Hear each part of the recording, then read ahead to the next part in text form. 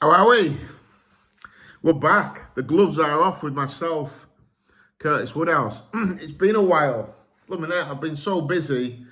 Had loads on, and everyone says to me about my YouTube channel, you've got to be consistent. You've got to do videos all the time, and for the algorithm. But I'm not bothered about the algorithm. I'm not bothered about. My channel's monetized, but I earn like £3 a video, so it's not a financial thing for me. I only do a video if I feel like doing a video, really, or I feel like I need to say something.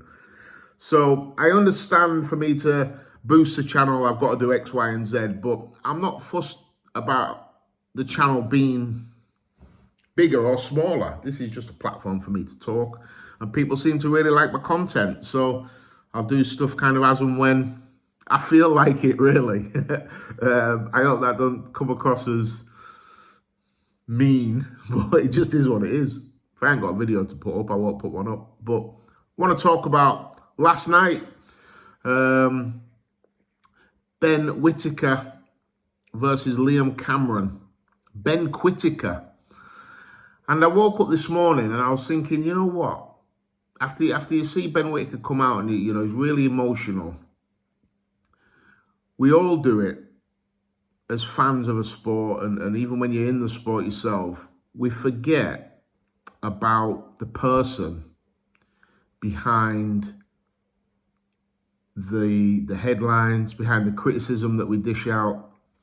I did a video on my YouTube channel called Ben Whittaker, and I actually spoke in the video about how good I think this guy is.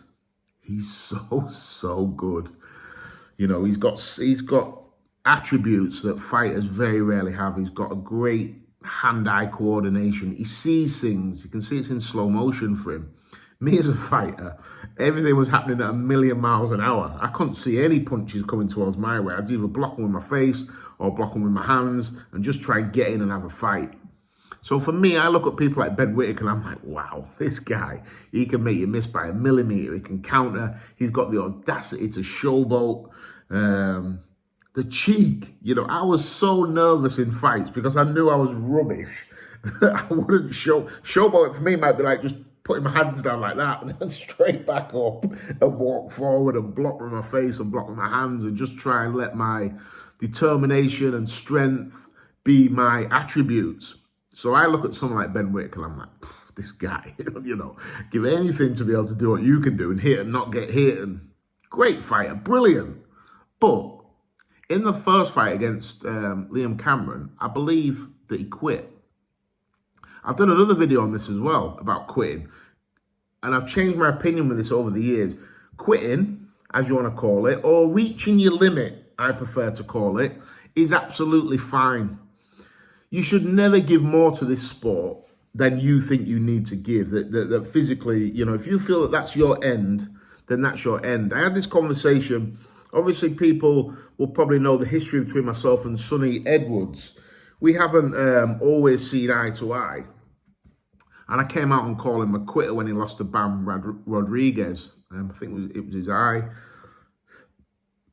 But I was only doing that really just to hurt Sonny. I didn't believe what I was saying. I believe, did Sonny have a fractured cheekbone? I think he did. And I've had that injury. The worst pain I've ever had in my life. Felt like a hot poker was getting stuck into my eye every time I got hit. Even when my hands were up and I got punched on my gloves and it hit your face or whatever, the pain was unbelievable. And if you reach your point, then you've reached your point. That's it. This game don't care about you. This game will chew you up and spit you out like that. So you shouldn't have to give any more than you feel that you should give. And if you reach your limit, you reach your limit. And I felt in the first fight, Ben Whittaker, emotionally more than anything, if you go back and watch the video, emotionally, he had no more to give. He panicked and he looked for a way to get out and he found a way out. No problems with that. And the stick that he's got over the fight, you could see how much it had affected him emotionally, and it was really difficult to see because he's a young man. How old is he? 27, 28? He's so young still, and he's got his whole world ahead of him, his whole career ahead of him, and he's super talented. and he will rub people up the wrong way. I've come out and said over and over again, I'm from the Nazim Hamid era. I love what Ben Whittaker does. Absolutely love it. Last night, he was fighting Liam Cameron. And I really like Liam. I've known him for a lot of years. So I wanted Liam Cameron to win. But I did think he would be up against it. I actually said to my son said, who do you think will win? I said, I really, really want Liam to win, but I think Cameron will beat him on points. And I was wrong. Ben Whittaker will beat him on points. And I was wrong.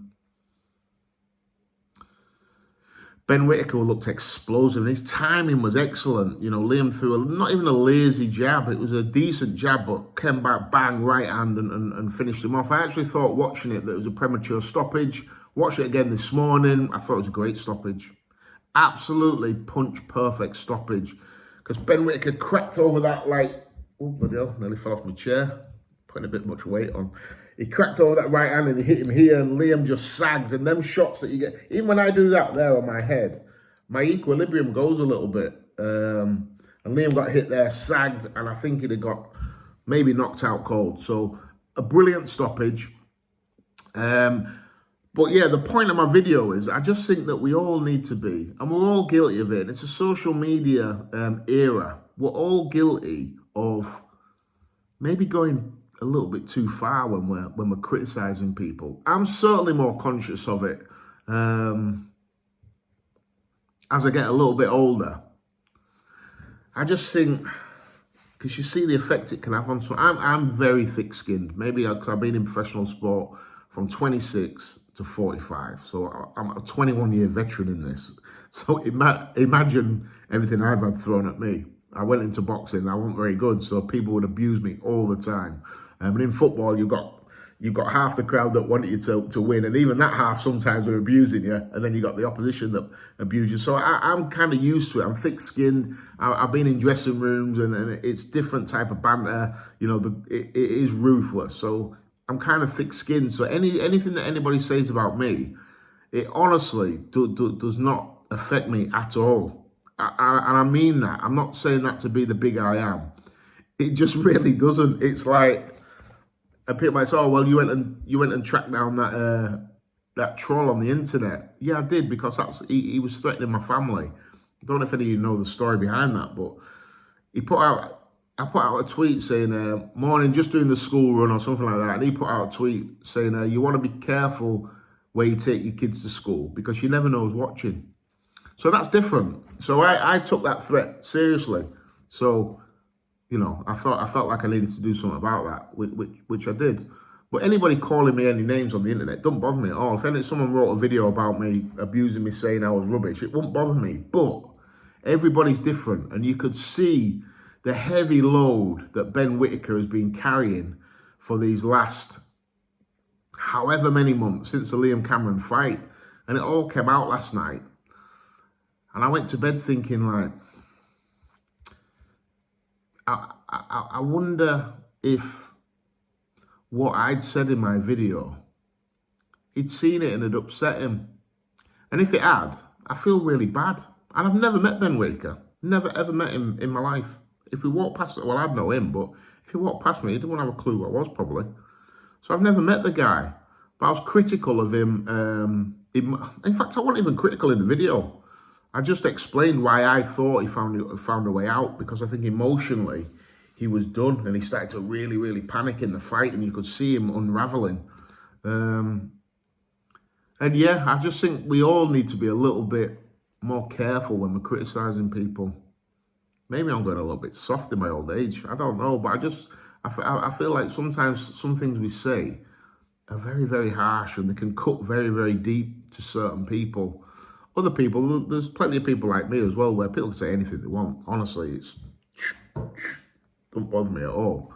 But not everyone's like that. I know I'm in the minority with stuff like that. I know a lot of people get affected by a lot of things that are said. And that's all I wanted to touch base on, really. I think moving forward, especially on the YouTube channel, and obviously I want to tell my truth, what I believe in. And that'll never change. I'll never turn into Carl Froch. Don't worry about that, Carl, if you're watching. I'll never be one of you. Um, but I think words are important. And I think certain times you're talking about certain subjects, maybe we all just need to be a little bit, not softer, I don't know what the right word is, but maybe a little bit more thoughtful about the other person on the other end of them receiving words. And we can all do it. It's a social media age, isn't it? We all type things on social media that are damning on people and X, Y, and Z. And we sometimes forget that someone might have read that. Someone's family might have read that. I've had it myself before where my family rang me up and said, "Oh, Kurt, are you all right?" Or "Dad, are you okay?" And I'm like, "Yeah, why? What's up?" Said, "Oh, so-and-so said that about you." I'm like, honestly, I'm not bothered at all. But it affects them as well. And just to see Ben and his family and his team last night, they were upset and they were angry and you could see they'd been to hell and back. And yeah, we've all played a little part in that. And is that right? You know, people's always earning loads of money. It's irrelevant. Is it right, really, to be as critical as what we are, especially to fighters? I think the answer is no. So I'm going to try and, like I say, I'll never bend or waver towards my thoughts. You'll always get my honest, the gloves are off opinion. But I think sometimes certain words, certain things, I just won't talk about. I'll kind of keep it to myself. You know, the old saying, if you ain't got anything nice to say, don't say nothing at all. I'll still criticise, but I'll probably be a little bit wiser in what I say, because when you see the effect, it don't make you feel great. You don't feel like, yes, I've really upset somebody, unless you're an absolute idiot. I like to think I'm a nice guy. So yeah, Ben Whittaker. Awesome performance from an outstanding fighter. Outstanding. He is probably one of the most gifted fighters. Don't all jump down my throats here. One of the most gifted UK fighters. I'm talking top 10 most gifted, naturally gifted fighters from the UK in my lifetime. Tell me 10 better than Ben Whittaker that have got the natural reflexes and skills that he's got. In the comments. Tell me 5. Tell me 5 that are better than him. You know, this kid could go all the way. And again, typical boxing fans, aren't we? You know, last fight he was a quitter. This fighter, he's going to go all the way. We're at it again, aren't we? But like I said, I'm just shooting from the hip. I've always liked him. You can see all my interactions on Twitter. I've always been like, when people are slagging him off, I'm like, I love this guy, love him. And then I did the video. It was a bit of clickbait, really, was the headline, Ben Whittaker, but the actual video was just explaining what I felt he was going through and why he decided to bail out. But yeah, even though I wanted Liam Cameron to win last night, a little part of me also was happy for Ben Whittaker to kind of get that monkey off his back. And, you know, you could see the outpour of emotion. You could see how much it meant to him. So happy for him. Happy for Liam as well. He's made plenty of money. I had one of my fighters actually sparring him, Harry Powell, in the build-up to the fight, and Liam looked great. But no disrespect to my fighter, I love Harry, but he's not Ben Whittaker. So yeah, Harry's making his debut on June the 28th. So look out for him. Harry Powell, called The Source, 6'5" middleweight, really developing nicely. So I had him actually sparring Liam Cameron, and Liam looked good, strong. I said to Harry, what's he like? I said, mate, he's so strong. And he was that presence all the time, nice high guard. And yeah, Harry couldn't put a dent in him, and Liam just kept coming forward, putting the pressure on, hitting him to the body. It was a hard 6 rounds for Harry. So yeah, Liam was ready, prepared as well as he could, but Ben Whittaker showed that this could be a special, special talent. Hope you well. I'm going to try and be regular with these guys, but, you know, it is what it is. When I've got something to say, I'll say it. Have a great Easter.